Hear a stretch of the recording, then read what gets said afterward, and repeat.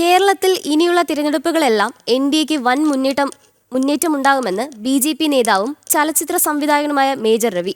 നിയമസഭയിൽ എൻ.ഡി.എക്ക് 35 സീറ്റ് എന്നത് യാഥാർത്ഥ്യബോധത്തോടെയുള്ള അവകാശവാദം തന്നെയാണ്. കഴിഞ്ഞ തവണ കിറ്റുകൊണ്ട് രക്ഷപ്പെട്ട എൽ.ഡി.എഫ് ഇത്തവണ എങ്ങനെ ജയിക്കുമെന്ന് കണ്ടറിയാം. ഇലക്ഷൻ കാലത്തെ അയ്യപ്പ സംഗമം കൊണ്ട് ജനങ്ങൾ ഒന്നും മറക്കില്ല. തന്റെ പുതിയ ചിത്രം പഹൽഗാം ഓപ്പറേഷൻ സിന്ദൂർ ഒരു രാഷ്ട്രീയ പക്ഷവും പിടിക്കാത്തതായിരിക്കുമെന്നും മേജർ രവി വ്യക്തമാക്കി. കൊച്ചിയിൽ നിന്ന് ജിജീഷ് കരുണാകരനുമായി നടത്തിയ കൂടിക്കാഴ്ചയിലേക്ക്. തദ്ദേശ തെരഞ്ഞെടുപ്പിൽ ബി.ജെ.പി വലിയ മുന്നേറ്റത്തിനൊരുങ്ങുമ്പോൾ അതിൻ്റെ കേരളത്തിലെ താരപ്രചാരകരിൽ ഒരാൾ തന്നെയാണ് സംവിധായകനും നടനും എല്ലാമായ ബി.ജെ.പിയുടെ മുൻ സംസ്ഥാന വൈസ് പ്രസിഡന്റ് കൂടെയായ മേജർ രവി സാർ. വലിയ ഒരു പ്രതീക്ഷയിലാണ് നമ്മൾ ഈ തെരഞ്ഞെടുപ്പിനെ കാണുന്നത്. സാർ തന്നെ ഒരുപാട് സ്ഥലത്ത് ഇത്തരം പരിപാടികൾക്കെല്ലാം പോകുമ്പോൾ എങ്ങനെയാണ് ഇത്തവണത്തെ ഈ തദ്ദേശ തെരഞ്ഞെടുപ്പ് നമ്മൾ നോക്കി കാണുന്നത്? ഇതിനകത്ത് ഇപ്പോൾ ഒന്നാമത്തത് രാജീവ്ജിയുടെ ഒരു ഡിഫറെൻറ്റ് സ്റ്റൈൽ ഓഫ് അപ്രോച്ചിങ് എന്നുള്ളതുണ്ട്. പ്ലസ് സ്ഥാനാർത്ഥികളെ മുഴുവൻ ഒരു പുതുമയുള്ള മുഖങ്ങളെ എല്ലാം കൊണ്ടുവന്നിറക്കി ലോക്കലായിട്ട് പോപ്പുലറായിട്ടുള്ള ആൾക്കാരെ നിർത്തിയിട്ടുണ്ട്. അല്ലാതെ നമ്മൾ എയർലിഫ്റ്റ് ചെയ്തിട്ട് കൊണ്ടുവന്ന ആരെയും ഇറക്കിയിട്ടില്ല. അപ്പോൾ നമ്മൾ ലോക്സഭയ്ക്ക് അവിടെ ഇവിടെയൊക്കെ ചെയ്യുന്നതാണത്. പക്ഷെ ആ ഒരു സിസ്റ്റത്തിൽ നിന്ന് മാറ്റം പഞ്ചായത്തിൽ ലെവലിൽ കാണുന്നുണ്ട്. തദ്ദേശ സ്വയംഭരണ ഇലക്ഷനിൽ ഈ ഇലക്ഷനിൽ നമ്മളൊരു മാറ്റം വരുത്തുകയാണെങ്കിൽ ഇതിനകത്ത് നമ്മൾ വിചാരിക്കുന്ന ആ ഒരു സക്സസ് വന്നാൽ ഡെഫിനറ്റായിരിക്കും ഇതൊരു പാഠമായിരിക്കും. ഇതേ സംഭവം നമ്മളൊരു 6 മാസം കൂടെ അങ്ങ് ഫോളോ ചെയ്ത് കഴിഞ്ഞാൽ നിയമസഭയ്ക്ക് മറ്റുള്ളവർ കളിയാക്കുന്ന പോലെ 35-40 എന്നുള്ളത് നമ്മൾ യാഥാർത്ഥ്യമാക്കി കാണിച്ചു കൊടുക്കാൻ പറ്റുന്ന ഒരവസ്ഥയിലാണെന്ന് ബി.ജെ.പി നിൽക്കുന്നത്. സോ അവിടെ ഇപ്പോൾ എല്ലായിടത്തും പോകുന്ന സമയത്ത് ആ ഒരു വികാരം കാണുന്നുണ്ട്. പിന്നെ കുറേ കാര്യങ്ങളുണ്ട്. നമ്മളിപ്പം അത് ഹിന്ദുവെന്നോ മുസ്ലിമോ എന്നുള്ളതല്ല, വിശ്വാസിയായിട്ടുള്ള ആർക്കും വളരെയധികം വേദനിപ്പിക്കുന്ന രീതിയിലുള്ള പല സംഭവങ്ങളും ഈ ഗവൺമെൻറ് ഭാഗത്തു നിന്ന് ഉണ്ടായിട്ടുണ്ട്. പക്ഷെ ഇപ്പോൾ സഖാവ് പിണറായി വിജയൻ മാറ്റാൻ ശ്രമിക്കുന്നുണ്ട്. അതിപ്പോൾ പൽപകുമാറിനെ പോലുള്ള ആൾക്കാരെ അറസ്റ്റ് ചെയ്തതൊക്കെ എന്ന് പറയുന്ന സമയത്ത് ഞാൻ അതിനെ അപ്രീഷിയേറ്റ് ചെയ്യുന്നു. ഈ കാര്യം നിങ്ങൾ എന്ത് ചെയ്യുക, 5 കൊല്ലം മുമ്പൊന്നും ചെയ്യാതെ നിങ്ങളുടെ പാർട്ടിക്കാർ റേപ്പ് ചെയ്താലും ശരി, അല്ലെങ്കിൽ വേറെ എന്ത് ചെയ്താലും ശരി, ആരെങ്കിലും വെട്ടിക്കൊന്നാലും ശരി, എപ്പോഴും നിങ്ങളവരെ സപ്പോർട്ട് ചെയ്തിരുന്നു. അതിന് മാറ്റം വരുന്നത് എന്തുകൊണ്ടാണ്? ജനങ്ങളിത് റിയലൈസ് ചെയ്യാൻ തുടങ്ങിയത്. അത് നമുക്ക് ബി.ജെ.പിക്കുള്ള ഒരു അഡ്വാൻറ്റേജാണ്. ആ അഡ്വാൻറ്റേജ് നമ്മൾ ശരിക്കും ഉപയോഗിക്കണം. കാരണം എന്ന് വെച്ചാൽ ഇനിയുള്ള മാറ്റങ്ങൾ ഇങ്ങനെയായിരിക്കണം. ഞാനെപ്പോഴും പറയുന്നുണ്ട്, എൻ്റെ ഒരു പാർട്ടിക്കാരൻ, ഞാനൊരു നേതാവായിട്ടിരിക്കുകയാണെങ്കിൽ എൻ്റെ ഒരു പാർട്ടിക്കാരൻ ഇതുപോലെ ഒരു പെൺകുട്ടിയെ റേപ്പ് ചെയ്തു, അല്ലെങ്കിൽ ഒരു സ്ഥലത്ത് അമ്പലത്തിൽ നിന്ന് സ്വർണം കട്ടു, ഒരു ദയയും ദക്ഷിണയും കാണില്ല, അവനെ അപ്പം പിടിച്ചാൽ അകത്തിടണം.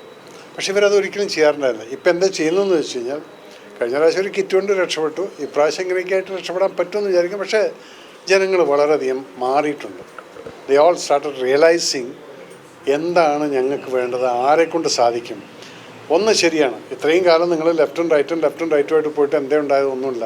ഒരു പ്രാവശ്യം നിങ്ങളൊന്ന് ബി.ജെ.പിക്ക് കൊടുക്കുക. ഈ 2 സീറ്റ് ഉണ്ടായിരുന്ന ബി.ജെ.പി ലോക്സഭയിൽ നിന്ന് അത് 330 സീറ്റും 340 സീറ്റ് വരയ്ക്ക് ആവാമെങ്കിൽ അതിൽ നിന്ന് അവർ മാറ്റങ്ങൾ കാണിച്ചു കൊടുത്തിട്ടുണ്ട് കഴിഞ്ഞ 11 വർഷമായിട്ട്. അതുപോലെ കേരളത്തിനും ജനങ്ങൾ മനസ്സിലാക്കണം, അവരത് മാറ്റം കാണിച്ചു കൊടുക്കാൻ സാധിക്കുന്ന ഒരു പാർട്ടിയാണെന്നല്ലോ. അതാണ് ഇപ്പോൾ ഞാൻ എല്ലായിടത്തും പറയുന്നത്.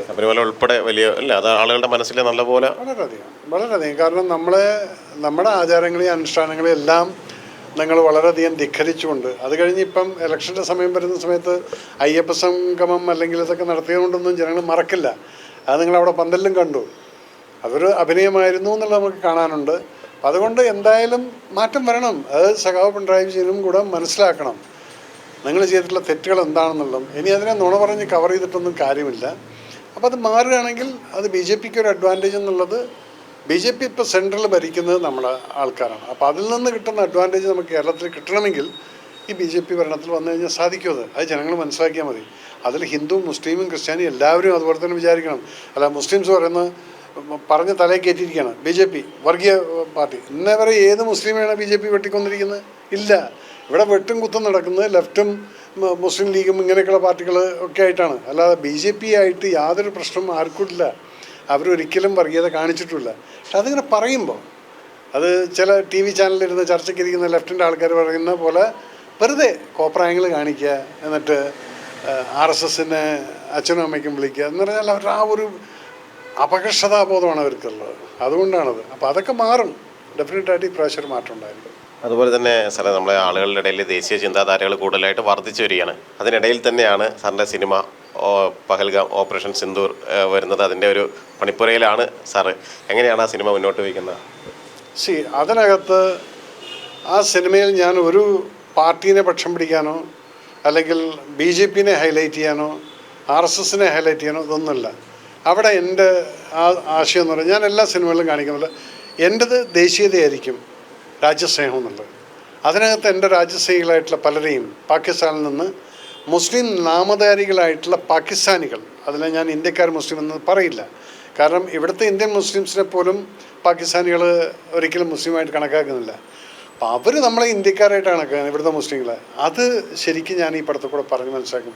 ഇനിയെങ്കിലും നമ്മൾ ഇന്ത്യക്കാരാണ്, നമ്മൾ പ്രൗഡ് ഇന്ത്യൻസ്. ഈ 140 എന്ന് പറയുന്ന സമയത്ത് നിങ്ങൾ അമ്പലത്തിലോ പള്ളിയിലോ എവിടെയെങ്കിലും വയ്ക്കുമോ, പക്ഷെ രാജ്യത്തിൻ്റെ കാര്യം വരുന്ന സമയത്ത് നമ്മൾ ഒറ്റക്കെട്ടായിട്ട് 140 ഒരു ആരാന്ന് ചോദിച്ചാൽ ഞാൻ ഇന്ത്യനാടാ എന്ന് പറയണം. അല്ലാതെ ഞാൻ നായരാണ്, നമ്പൂരിയാണ്, അല്ലെങ്കിൽ മുസ്ലിമാണ്, ക്രിസ്ത്യാനി എന്നല്ല പറയേണ്ടത്.